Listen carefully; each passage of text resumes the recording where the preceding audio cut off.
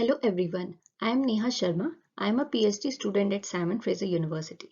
Today I am going to present our work on enabling hyperspectral imaging on diverse illumination conditions for indoor applications. A regular RGB camera samples the spectrum in the visible range which approximately lies between 400 to 700 nanometer. The RGB camera takes only 3 samples centered around the red, green and blue wavelengths. These 3 wavelengths were chosen based on the characteristics of the human visual system. In contrast, hyperspectral camera takes much more samples from the spectrum and goes beyond the visible range. Many of the hyperspectral cameras that are used for indoor application capture bands from 400 to 1000 nanometer, and these bands are typically equally spaced in the spectrum. This fine-grained sampling of the spectrum allows creating the spectral signature that shows how the reflectance, that is the signal intensity, varies across different wavelengths. These spectral signatures can be used to identify different materials in the scene. Hyperspectral imaging is useful in many civil, environmental, and military applications such as agriculture research, forest monitoring, and remote sensing. Initially, hyperspectral imaging was implemented on satellites and airborne platforms, but recent technological advances for capturing and processing devices have made it useful in numerous applications such as material identification, artwork authentication, medical diagnosis, and food quality processing. A conventional hyperspectral capturing system consists of a light source which illuminates the scene, a hyperspectral camera which divides the incoming light from the scene into different wavelengths using a prism or grating based on the camera design. For indoor application, this system requires strict illumination conditions that can cover the required wavelength range with sufficient intensity. For visible and near-infrared range, halogen is mainly used as a light source due to its sufficient spectral power distribution in the required wavelength range. However, halogen light sources suffer from 3 important challenges. First, they are expensive to set up and operate. Second, they are not environment friendly in different phases of manufacturing, utility, and disposal. Last and most important, they may alter or damage some objects in the scene for heat-sensitive applications such as forensics, food processing, and artwork. So our main research question is, can we enable use of other common light sources which are economically and environmentally efficient and can be helpful for wider domain of sensitive hyperspectral applications? We conducted an empirical study to analyze the effect of different light sources on hyperspectral imaging. To perform this study, we captured the same scene using 3 different light sources: halogen, LED, and CFL. Our analysis shows that the commonly used LED and CFL light sources introduce significant noises and damages in the hyperspectral bands in the invisible range of the spectrum.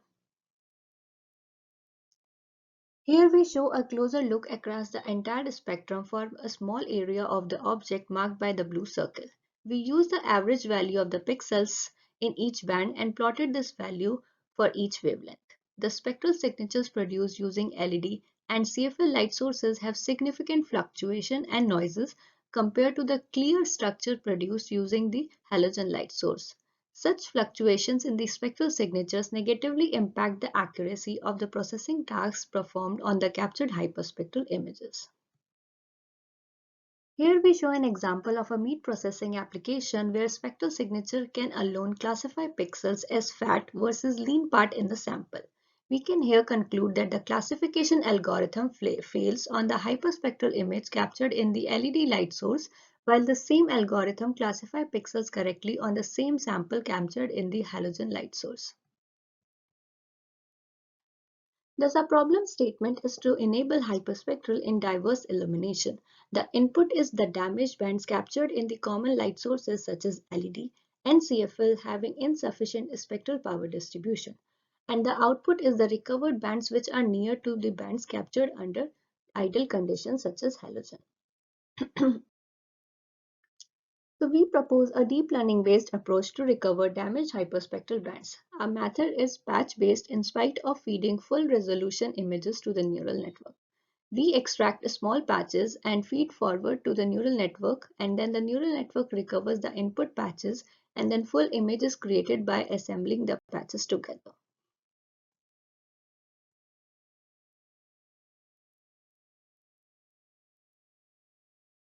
Here we show the architecture design of a deep learning model. We design a convolutional neural network. The feature extraction is done by a convolution layer followed by residual blocks for feature mapping along with a global residual learning. Each residual block consists of two convolutions separated by one ReLU layer. We add batch normalization after each convolution layer in the residual block for faster training and better performance. After feature learning, the final recovery is done by a ReLU and a convolution layer. We adopted residual learning in our problem as they have been proved to learn both low frequency and high frequency content by allowing the flow of information from initial to the later layers using the skip connections. The training is done end-to-end using a unique loss function, minimizing the error both in the spatial and the spectral domain.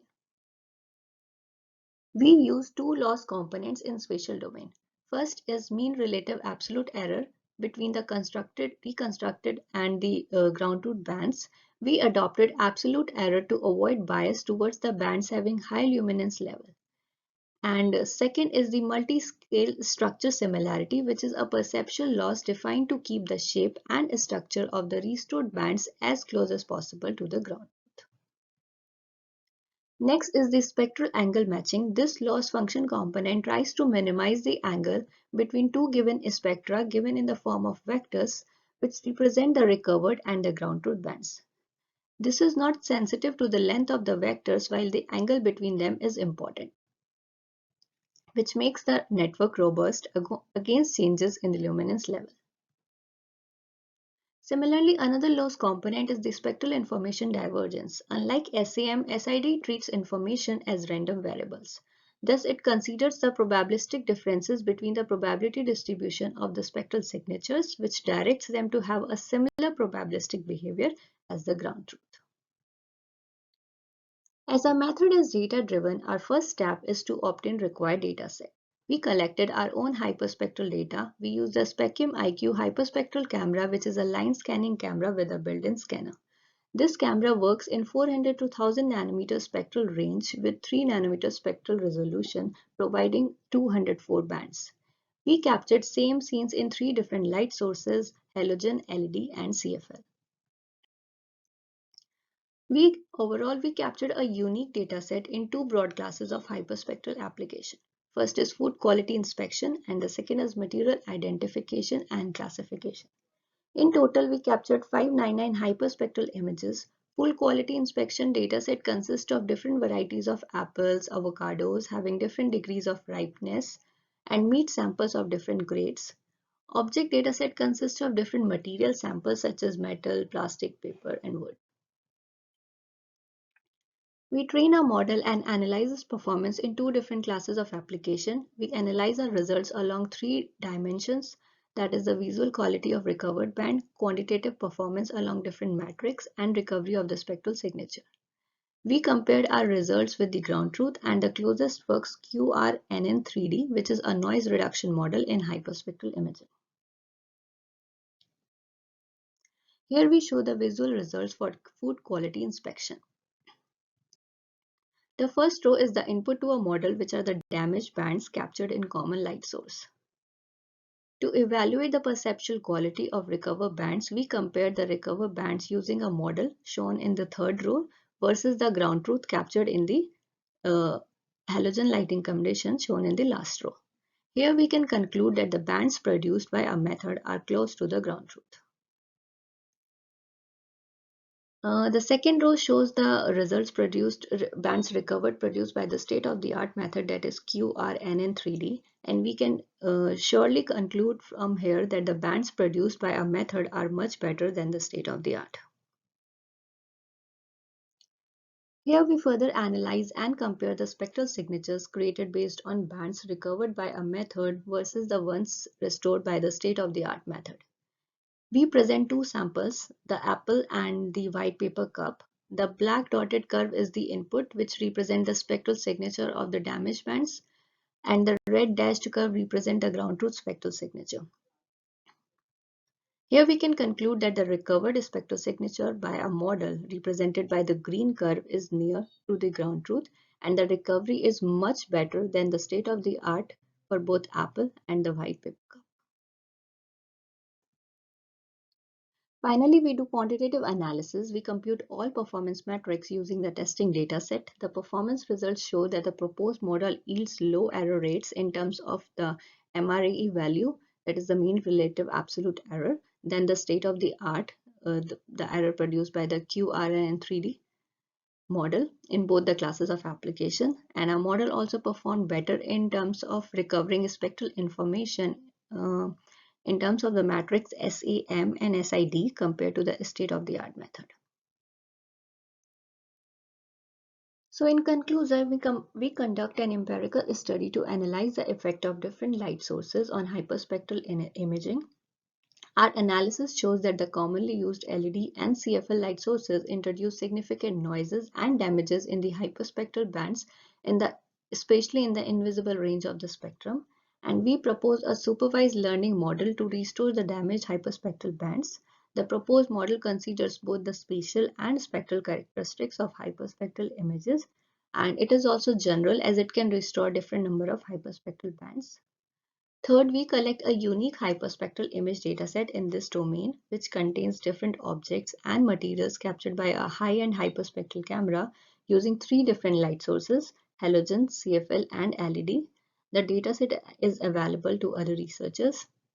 Last, we conduct an extensive empirical study to analyze the performance of the proposed hyperspectral band restoration method and compare it against the closest work in the literature using multiple objective and subjective metrics. Our result shows that the proposed method outperforms the state of the art across all metrics, and it produces hyperspectral bands that are close to the ground truth bands captured under ideal illumination condition. Thank you.